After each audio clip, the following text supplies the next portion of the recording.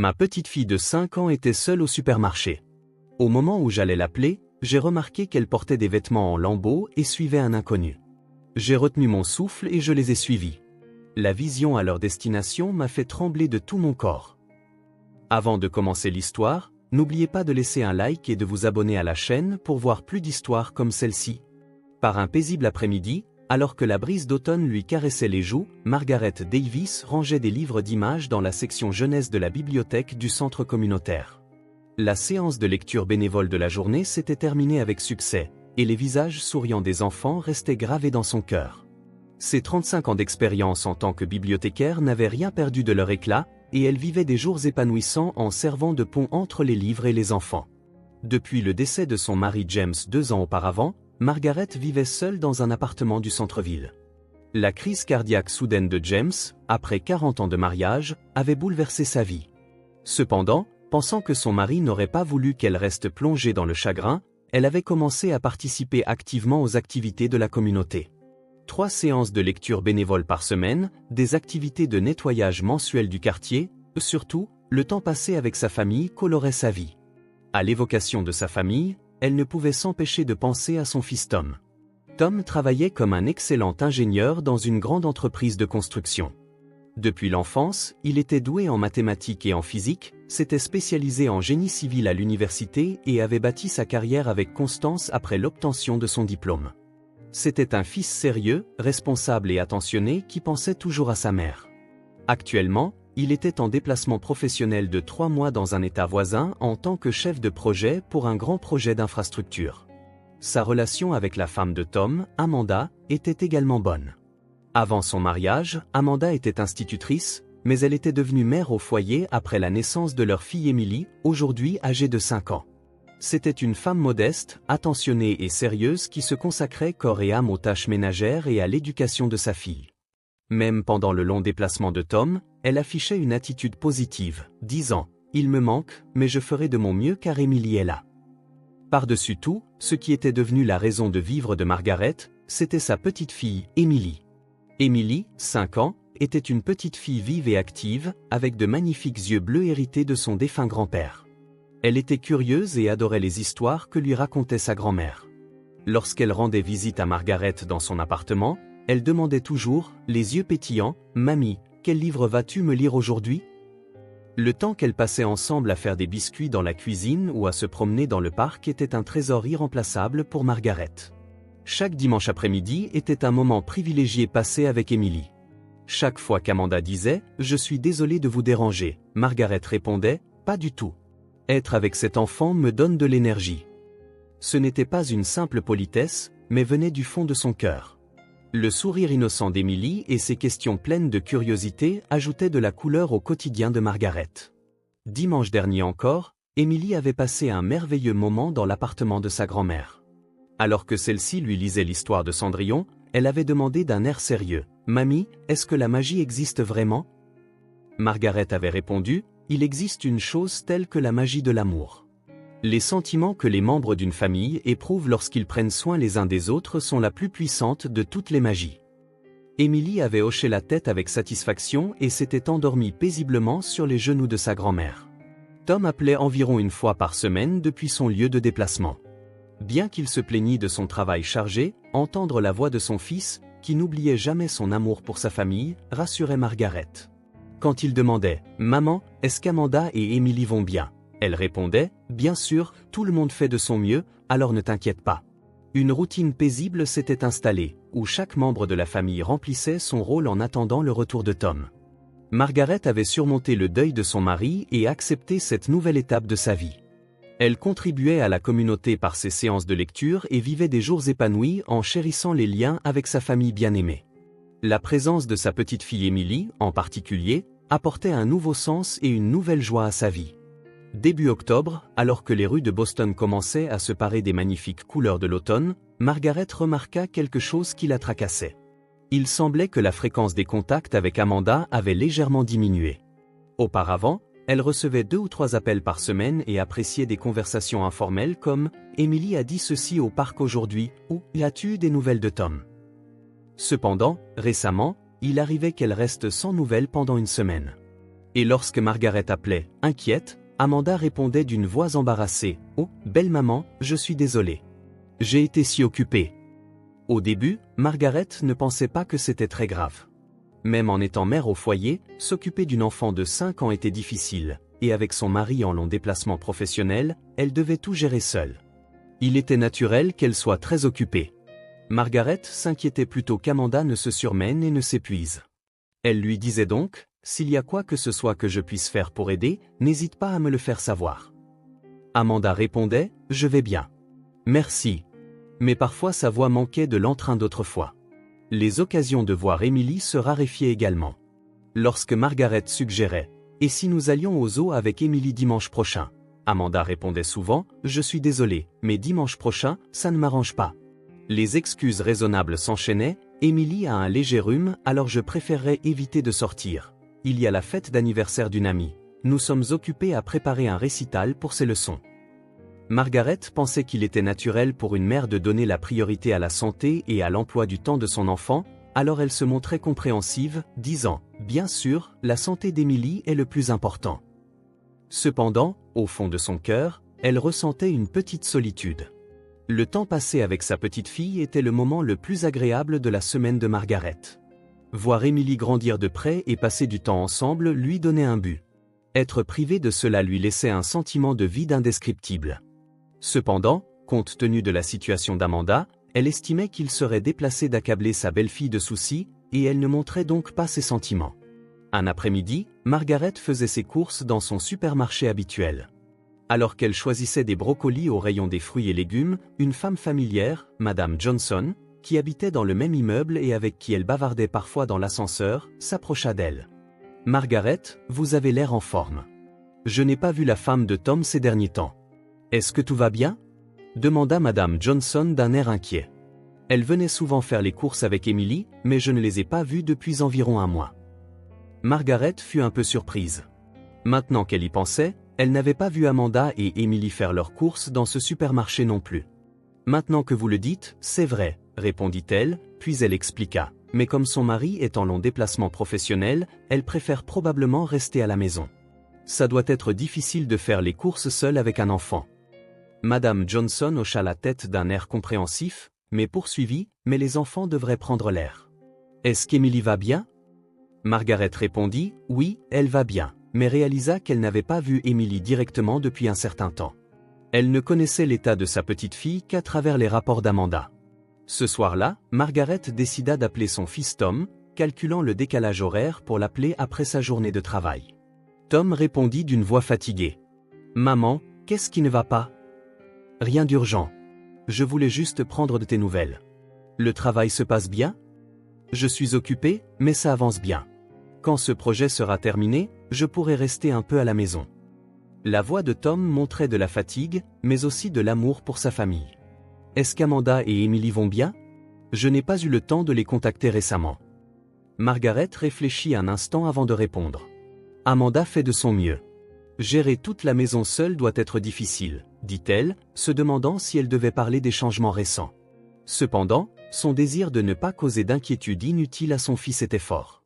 Alors, elle dit seulement, « Emily va bien aussi. Elle a hâte que tu rentres. » « Je vois. C'est bien. Prends soin de toi aussi, maman. Quand le projet sera terminé, nous irons tous manger tranquillement ensemble. » Après avoir raccroché, Margaret contempla la vue nocturne depuis la fenêtre de son salon, pensant qu'elle ressentait certainement de subtils changements dans ses relations familiales ces derniers temps. Cependant, elle ne pouvait pas expliquer précisément ce qu'il signifiait. Dans les circonstances particulières d'un long déplacement professionnel, peut-être que chaque membre de la famille essayait de trouver un nouveau rythme. Amanda éprouvait probablement aussi de la confusion et de l'anxiété en étant séparée de son mari pour la première fois pendant une période prolongée. La semaine suivante, Margaret décida d'appeler Amanda. « Comment vas-tu ces derniers temps ? Si quelque chose te tracasse, n'hésite pas à m'en parler. » La voix d'Amanda semblait plus enjouée qu'auparavant. « Merci, belle maman. En fait, j'ai récemment rejoint un groupe de mamans et j'ai participé à diverses activités. Emily s'est fait de nouvelles amies aussi, et elle semble bien s'amuser. C'est merveilleux. S'adapter à de nouveaux environnements est important. » Margaret se sentit soulagée. Si Amanda devenait plus sociable et qu'Emily se faisait de nouvelles amies, les changements récents prenaient tout leur sens. La prochaine fois, pourquoi ne prendrions-nous pas le thé ensemble avec ses amis? Ce serait une bonne idée, si nous trouvons l'occasion, répondit Amanda de manière vague. Mais tout le monde est occupé, donc c'est difficile de coordonner nos emplois du temps. La conversation se poursuivit agréablement, mais Margaret se sentit étrangement mal à l'aise. La façon de parler d'Amanda manquait du naturel qu'elle avait autrefois. Elle avait l'impression qu'Amanda récitait des réponses préparées. Cependant, elle ne pouvait pas dire exactement ce qui n'allait pas. Alors, elle se dit, je dois trop réfléchir. Le deuxième samedi de novembre, par un agréable après-midi d'automne, Margaret faisait ses courses du week-end au supermarché de Maple Street. Comme d'habitude, poussant son chariot dans le rayon des fruits et légumes, elle sélectionnait des tomates et de la laitue fraîche. Elle prévoyait de préparer un dîner élaboré pour la première fois depuis longtemps et prenait son temps pour choisir soigneusement ses ingrédients. Le magasin était animé par les familles en ce samedi après-midi, et les voix joyeuses des enfants résonnaient partout. En mettant des légumes dans des sacs, Margaret tendit l'oreille à la voix d'un enfant qu'elle entendait à proximité. Elle entendit une voix plaintive dire « Je veux ça. Je veux ça » et sourit chaleureusement en se retournant. Voir des enfants innocents lui réchauffait toujours le cœur. Cependant, la scène qui s'offrit à ses yeux figea Margaret sur place. De l'autre côté du rayon des fruits et légumes, près de l'allée des produits surgelés, une petite fille se tenait seule. Bien qu'elle la vît de dos, la couleur des cheveux et la corpulence lui semblaient familières. Le cœur de Margaret se mit à battre la chamade. Se disant que ce n'était pas possible, mais voulant mieux voir l'enfant, elle fit quelques pas en avant. Au moment où la fillette se retourna lentement, le souffle de Margaret se coupa. C'était sans l'ombre d'un doute sa petite fille adorée, Emily. Ses magnifiques yeux bleus, ce petit nez, cet adorable sourire. Cependant, l'expression de Margaret passa de la joie à la confusion. L'apparence d'Emily était très différente de d'habitude. Les vêtements qu'elle portait n'étaient pas les jolies robes ou blouses dont Margaret se souvenait, mais des vêtements manifestement sales et abîmés. Le sweatshirt crasseux avait les poignets effilochés et le jean avait un grand trou au genou. Ses chaussures étaient également boueuses, avec un lacet défait. Ses cheveux n'étaient pas soigneusement attachés comme d'habitude, mais étaient en désordre et lui tombaient sur le visage. Il y avait une fine couche de saleté sur son visage et ses joues paraissaient creusées. Margaret s'apprêtait à appeler Emily lorsqu'un homme étrange apparut derrière elle. L'homme était de taille moyenne, de carrure robuste, et portait des vêtements décontractés. Il avait les cheveux noirs coupés courts et un visage mal rasé qui n'avait pas l'air particulièrement malveillant, mais il était totalement inconnu de Margaret. L'homme dit quelque chose à Emily. Margaret ne put entendre ce qu'il disait, mais Emily hocha la tête docilement et suivit l'homme. Ils s'arrêtèrent devant les congélateurs, et l'homme prit une pizza surgelée. Emily ne réclama rien de particulier, se contentant de se tenir tranquillement à côté de l'homme. La scène ressemblait à une routine quotidienne familière. L'esprit de Margaret était en plein chaos. Pourquoi Emily était-elle ici? Pourquoi portait-elle des vêtements si sales? Et surtout, qui était cet homme? Où était Amanda? D'innombrables questions fusaient dans son esprit. Au début, elle pensa à l'interpeller, mais quelque chose, instinctivement, lui fit sentir un danger, et elle hésita. L'expression d'Emily était également différente de d'habitude. Au lieu de son visage normalement lumineux et curieux, elle affichait une expression quelque peu résignée et fatiguée. Ce n'était pas une expression qu'une enfant de 5 ans devrait avoir. L'anxiété et la colère montèrent simultanément dans la poitrine de Margaret. L'homme et Emily se déplacèrent dans le magasin, se rendant tour à tour au rayon des bonbons et à celui du pain. L'homme semblait ne choisir que le strict minimum de produits alimentaires, et quand Emily voulait quelque chose, Margaret le vit secouer la tête en signe de refus. Emily ne fit pas de caprice, mais suivit le jugement de l'homme. Cette attitude soumise ne fit qu'accroître l'anxiété de Margaret. Margaret les suivit prudemment, se fondant parmi les autres clients. Tout en maintenant une certaine distance, elle continua d'observer. Ses années d'expérience à la bibliothèque l'avaient habituée à observer les gens, mais la tension de cette situation était extraordinaire. Elle sentait le chariot trembler dans ses mains. Après avoir payé à la caisse, l'homme et Emily quittèrent le supermarché. Margaret termina ses courses à la hâte, n'achetant que le strict nécessaire avant de se diriger vers la caisse. Lorsque la caissière demanda avec inquiétude « Êtes-vous pressé ?» elle répondit seulement « Oui, un peu » et quitta rapidement le magasin. Sur le parking, elle vit l'homme et Emily monter dans une vieille berline bleue. Margaret se précipita vers sa voiture tout en essayant de mémoriser le numéro de la plaque d'immatriculation. L'homme s'assit au volant et Emily sur le siège passager. Normalement, une enfant de 5 ans devrait être assise dans un siège auto à l'arrière, mais il ne semblait pas y avoir de siège auto installé dans cette voiture. Quand la voiture démarra, Margaret mit également le moteur en marche. Bien qu'elle n'eût jamais fait une telle chose de sa vie, pensant que la sécurité de sa petite fille était en jeu, elle n'eut aucune hésitation. En maintenant une distance appropriée, elle suivit la berline bleue. La voiture traversa des zones résidentielles et se dirigea finalement vers le centre-ville. Tout en conduisant, Margaret envisagea diverses possibilités. Peut-être était-il un ami d'Amanda. Mais alors, pourquoi Emily était-elle dans un tel état? La possibilité d'un enlèvement lui traversa l'esprit, mais Emily ne semblait pas résister. Au contraire, elle paraissait habituée à cet homme. Après avoir conduit pendant environ 15 minutes, la berline bleue s'arrêta devant un complexe d'appartements du centre-ville. C'était un vieil immeuble en briques de 3 étages dans un quartier qu'on ne pouvait qualifier de résidentiel huppé. Margaret regarda l'homme et Emily sortir de la voiture et monter les escaliers de l'immeuble. Après s'être assurée qu'ils étaient entrés dans un appartement du 2e étage, Margaret gara sa voiture dans une rue voisine. En s'approchant de l'immeuble, elle put voir de la lumière filtrée par une fenêtre du 2e étage. Margaret monta silencieusement les escaliers du bâtiment. Le couloir était faiblement éclairé et avait l'odeur caractéristique des vieux immeubles. Debout devant la porte ciblée, elle entendit plusieurs voix de l'autre côté.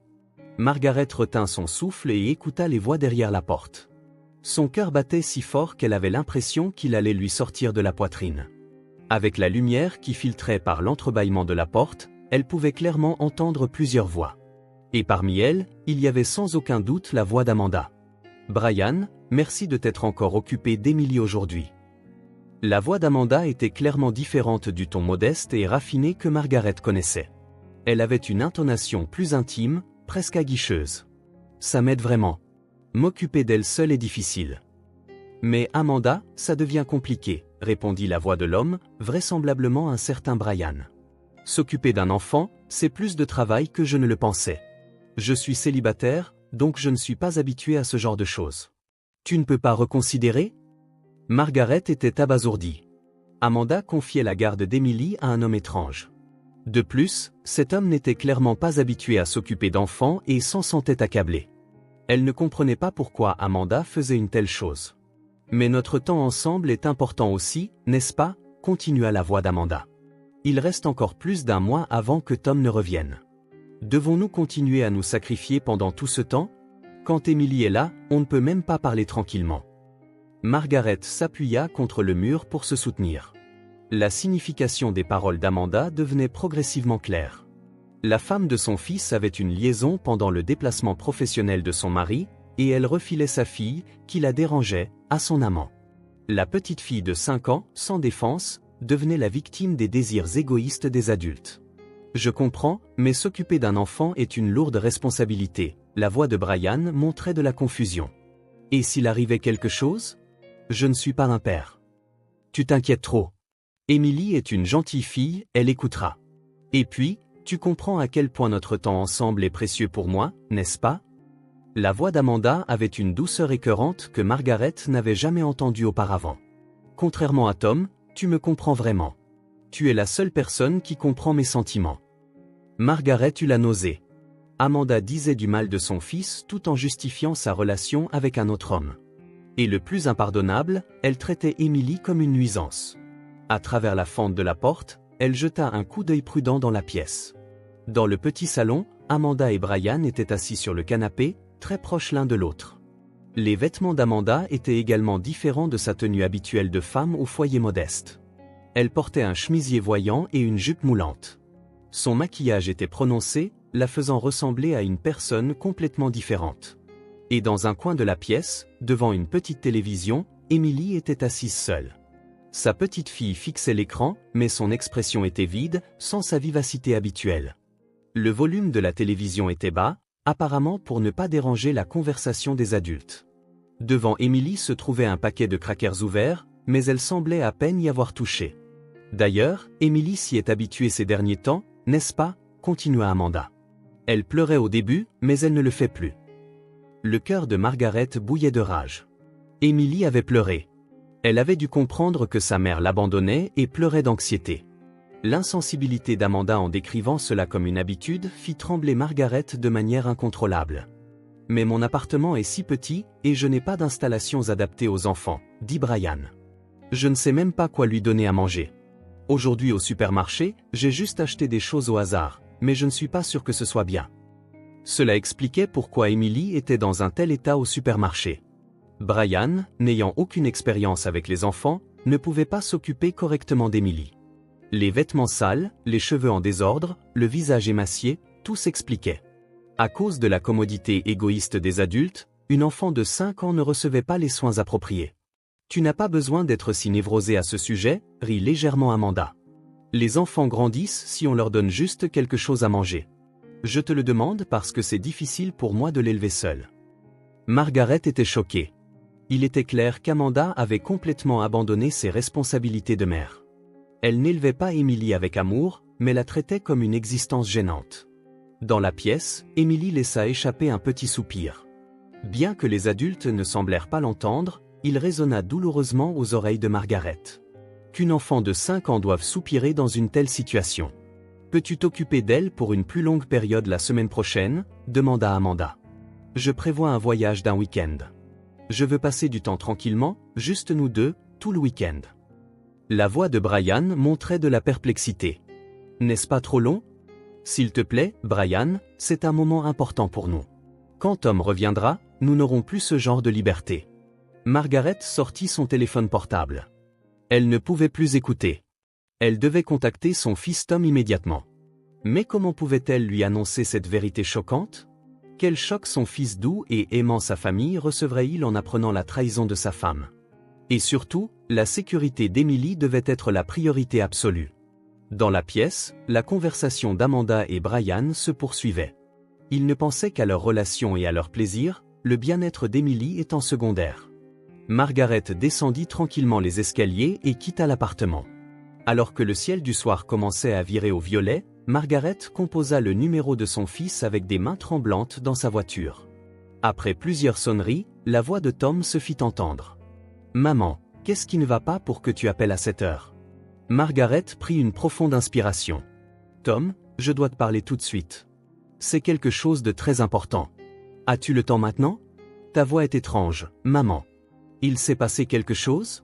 C'est à propos d'Emily et d'Amanda aussi, » dit Margaret, choisissant ses mots avec soin. « Peux-tu revenir immédiatement ? Ta fille pourrait être en danger. » À l'autre bout du fil, la respiration de Tom changea. « Maman, que s'est-il passé exactement ? S'il te plaît, dis-moi tout en détail. » Margaret raconta à Tom tout ce dont elle avait été témoin. Tom réserva un vol cette nuit-là même et retourna à Boston tôt le lendemain matin. Bien que cela signifiait interrompre un projet important de 3 mois, comparé à la sécurité de sa fille, le travail était secondaire. Le visage de Tom lorsqu'il retrouva sa mère à l'aéroport semblait avoir vieilli d'un coup. Il était profondément blessé par le choc de la trahison de sa femme et se reprochait de ne pas avoir su protéger sa fille. « Maman, merci beaucoup. Si tu n'avais rien remarqué, » dit Tom d'une voix tremblante. Les membres d'une famille se protègent les uns les autres. Margaret posa sa main sur l'épaule de son fils. « Maintenant, concentrons-nous simplement sur le fait de ramener Emily dans un endroit sûr. » Ils se dirigèrent immédiatement vers l'appartement de Brian. Sur la base des photos que Margaret avait prises et de son témoignage détaillé, Tom avait également préparé des documents juridiques. Lorsqu'ils arrivèrent à l'appartement, Tom frappa à la porte sans hésitation. Brian, qui ouvrit la porte, fut stupéfait de l'apparition soudaine du mari. On entendit la voix paniquée d'Amanda de l'intérieur de la pièce, ainsi que la petite voix d'Emily appelant « Papa ». Tom les interrogea calmement mais fermement sur les faits. Amanda tenta d'abord désespérément de tout nier, mais confrontée au témoignage de Margaret et aux preuves photographiques, elle s'assit comme si elle abandonnait. « Tom, laisse-moi t'expliquer. J'étais seule. Sans toi ici », commença Amanda à se justifier à travers ses larmes, mais Tom refusa d'accepter toute justification. « Je ne peux pas pardonner que tu aies mis ma fille dans une telle situation. » La voix de Tom tremblait de colère. « Emily n'a rien fait de mal. Alors pourquoi lui as-tu fait subir ça ?» Emily pleura enfin de soulagement dans les bras de Margaret. Sa petite voix disant « Mamie, papa, j'avais peur » transperça le cœur des adultes. La procédure judiciaire qui s'ensuivit fut rapide. Tom engagea un excellent avocat et demanda le divorce, utilisant l'adultère d'Amanda et le traitement inapproprié de l'enfant comme preuve. Le témoignage oculaire de Margaret et les photos qu'elle avait prises devinrent une preuve décisive, et Tom obtint la garde exclusive de sa fille. Amanda perdit ses droits parentaux et ne se vit accorder qu'un droit de visite limité. Brian avait initialement promis un avenir avec Amanda, mais craignant les problèmes juridiques et l'attention du public, il choisit de rompre la relation. Amanda finit par tout perdre. Son mari, sa fille, et même son amant l'avaient tous quitté. 1 an plus tard, Tom et Emily s'étaient établis dans une nouvelle maison à 5 minutes à pied de l'appartement de Margaret. Tom avait changé d'emploi pour une entreprise de construction locale, choisissant un environnement où il pourrait chérir le temps passé avec sa fille. Bien que son salaire fût plus bas qu'auparavant, cela ne pouvait être échangé contre les liens familiaux. Emily retrouvait progressivement sa gaieté d'antan. Le moment des histoires avec sa grand-mère devint encore plus spécial qu'auparavant, et elle s'habituait à sa nouvelle vie avec son père. Le plus grand trésor de Margaret était le sourire d'Emily lorsqu'elle disait « Avec papa et mamie ici, je n'ai peur de rien ». Un dimanche après-midi, tous les trois pique-niquaient dans le parc.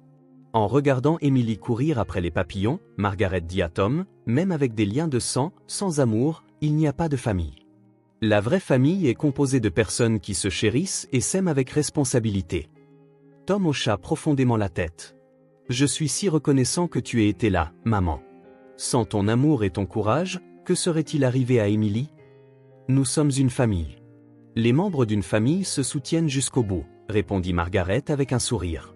Emily accourut vers eux et demanda, les yeux pétillants, « Mamie, quel livre vas-tu me lire ensuite ?» Margaret serra sa petite fille dans ses bras et répondit, « Je vais te lire une histoire d'amour et de courage. » Tous les trois comprirent vraiment que le véritable amour familial existe dans des liens qui transcendent les relations de sang, où les gens se protègent et se soutiennent mutuellement. Et une lueur d'espoir illuminait leur avenir, un chemin qu'ils continueraient à parcourir ensemble.